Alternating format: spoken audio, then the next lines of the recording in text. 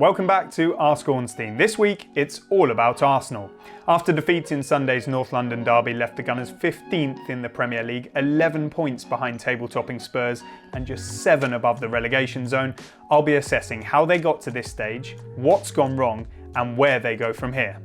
There's no better time to sign up to The Athletic with Christmas fast approaching. Right now, if you buy a subscription, you can gift one to somebody else for free.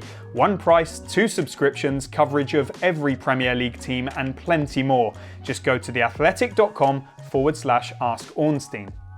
At the moment, there's loads for you to take advantage of across the website and app, including my interview with Patrick Bamford on the Ornstein and Chapman podcast and the brand new YouTube launch of Football Clichés, the laugh-a-minute podcast hosted by Adam Hurrey. Make sure you give that a watch on this channel. Support for Ask Ornstein is brought to you by Manscaped, the best in men's below-the-waist grooming. Get 20% off and free shipping at manscaped.com and use the code ASK, that's ASK, at checkout. There's only one place to start this week, and it's the North London derby. Well, so much has already been said about Sunday that I'm reluctant to go too heavily over old ground, but I think it's worth making a few points. It's near impossible to compare a Thursday night at home to Rapid Vienna in the Europa League to a Sunday afternoon away to Tottenham in the Premier League, but I do think there were some key characteristics from that win around style of play and exuberance, for example, that many would have wanted to see carried into the Spurs game and simply weren't. Arsenal started well, and even after they went behind, they showed some things that they will be pleased with, but there was also a huge amount that will give cause for concern. The crosses were one, and that's been well documented. Arsenal really don't have the players to get on the end of them, and it's also playing into the hands of their opponents. Tottenham on this occasion, Wolves a week earlier, and it will be the same with Burnley if it's continued next weekend. A personal observation was that too many Arsenal players too much of the time were either stood still, walking, or lacking in the movement that should be expected of them. And it was a far cry from what we were seeing when they picked up the FA Cup and the Community Shield. Now, I don't know if that style was sustainable on the long run, but certainly it would appear that this style and these results are not, and at least that was successful. I said on here last week that my personal view is that Mikel Arteta perhaps needs to slightly put the brakes on his vision and philosophy, really understand the tools at his disposal and how he's able to maximise them, a bit of a horses for courses approach, and then in time with recruitment, hopefully that vision and philosophy will be able to permeate naturally into the squad. Arsenal fans are going to need to be patient. One other thing was that Thomas Partey, in my opinion, should not have been involved. It's easy to say after the event and we're not privy to the data, but it felt like a risk that wasn't worth taking, and I fear that Arsenal could pay a bigger price by losing him for longer now. The squad were given a day off on Monday, and that was probably a good thing, an opportunity to clear the mind. It sounds like people were understandably hurting badly, but a lot of messages were exchanged that were positive, showed great determination, and crucially backing, I think, for Mikel Arteta. They now go on to that Burnley match, and then they're also at home to Southampton in the midweek after. It feels to me like those 2 games are absolute must-wins. It's fair to say the signing of Partey sent a message to the world that Arsenal's clear priority was returning to the Champions League through a top 4 finish or winning the Europa League. But you could argue, if it was so important to them, why didn't they activate Partey's release clause earlier, give him some proper preparation, integration, adaptation time? It's something I tried to answer in a previous episode from Arsenal's perspective. Many of you watching will have a very different view, and also point to the fact that the creativity issue was not properly addressed over the summer, and we'll speak about that in the next section. The 2 trophies that were collected capped a pretty impressive first 8 or so months in charge for Mikel Arteta, but it did also paper over quite a few cracks on and off the pitch, and an element of regression was always quite possible. What I think they really needed then was stability, and they didn't get it. Raul Sanllehi left as head of football during a transfer window, and a contract negotiation with Pierre-Emerick Aubameyang that rumbled on. He was really close to signing it just before Sanllehi left. He eventually signed it around a month later when the new season had already started. The Mesut Ozil controversy rumbled on. The William Saliba situation was happening too. That's now become a bit of a mess. And Huss Fahmy left as head of football operations. He was responsible for contracts. None of this was really conducive to success, and there's always a chance this sort of disruption will seep through to the squad and matters on the pitch. It's certainly not replicated at other clubs that Arsenal would see as their rivals, but at the moment, I'm not sure they can be classified as rivals at all.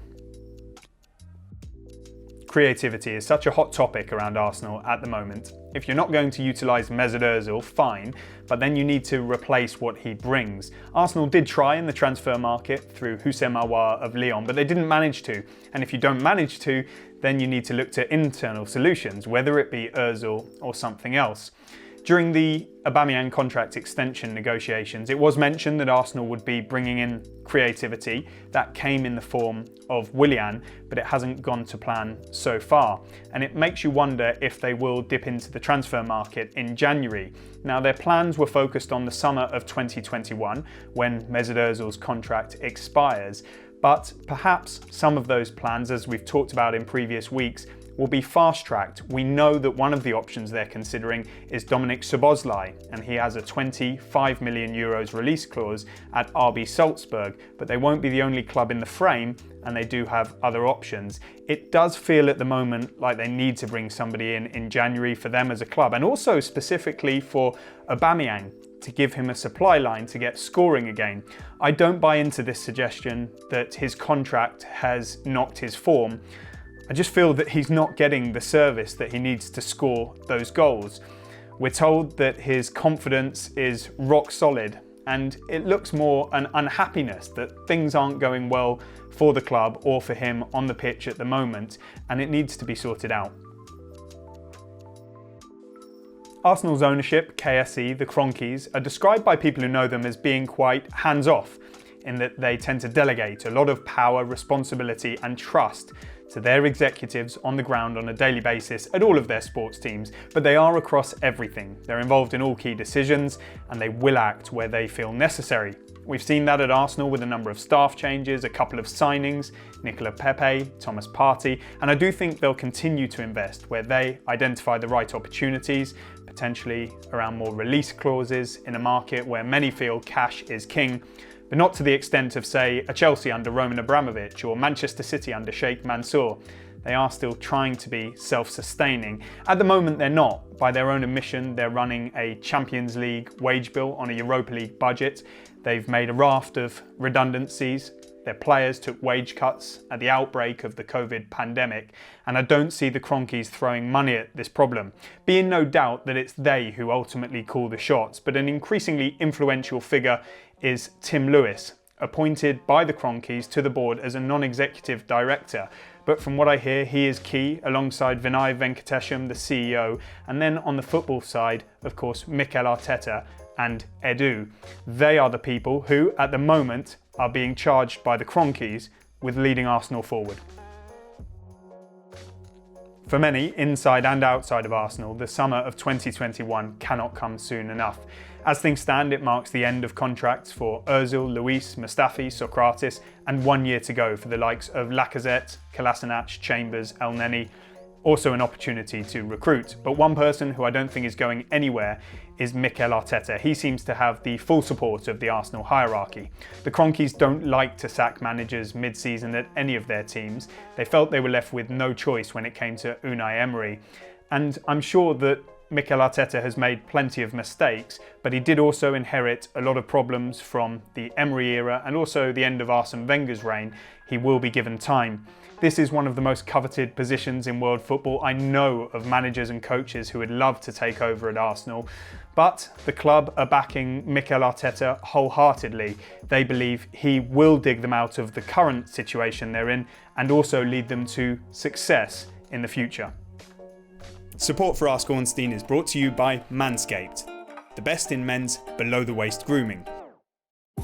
The world is about to get a lot less hairy because you can now buy Manscaped products and finally use the right tools for your family jewels, like the Lawnmower 3.0 electric trimmer with its cutting-edge ceramic blade that reduces grooming accidents and keeps you feeling smooth. Its battery lasts up to 90 minutes, so you can even use it for the entire length of a football match. Then comes the Weed Whacker, your essential nose and ear hair trimmer.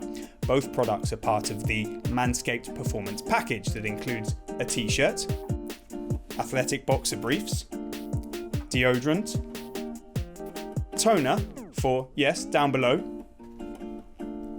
a wash bag to keep it all together, and a newspaper. Why? Well, why not? Happy shaving!